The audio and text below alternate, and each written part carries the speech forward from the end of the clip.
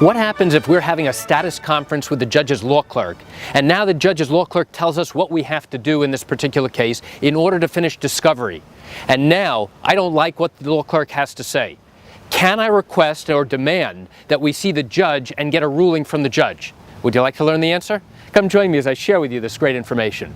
Hi, I'm Gerry Oginski. I'm a New York medical malpractice and personal injury trial lawyer practicing law here in the state of New York. So here's what happens as we proceed forward through the litigation process, whether it's an accident case, a medical malpractice case, or even a wrongful death case. Throughout the litigation process, we have to go into court from time to time for different status conferences. And many times the judge will not be available to meet with us. So instead, he will have his law clerk or law secretary meet with us. And that's for the purposes of making sure everything is on track, that each side is doing what they're supposed to do. And if not, now the law clerk is going to direct us to have things done by certain dates.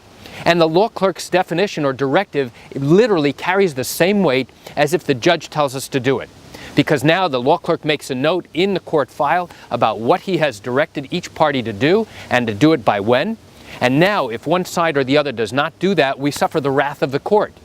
But really, what happens if one attorney does not like what the law clerk has told us to do? What if he believes that the law clerk doesn't have the authority or should not be telling us that we should be doing X, Y, and Z? Does one attorney, or do we have the ability to turn to the law clerk and say, listen, I respect what you say, but I disagree with it. I want to speak to the judge about this. Do we have the ability to say that? The answer is yes, we do. We have an absolute right to speak with the judge about this particular issue. Now, the judge may not be available at that particular time, and the law clerk will tell us, listen, if you want to speak to the judge, there's no problem, but you have to come back on another day, or you have to wait hours for the judge to become available. He might be on trial. Sometimes those directives come directly from the court because of policies set by the judge. So really, when the law clerk says, here's when things have to be done, it has the same effect as if the judge is telling us to do that. So why do I share this great information with you?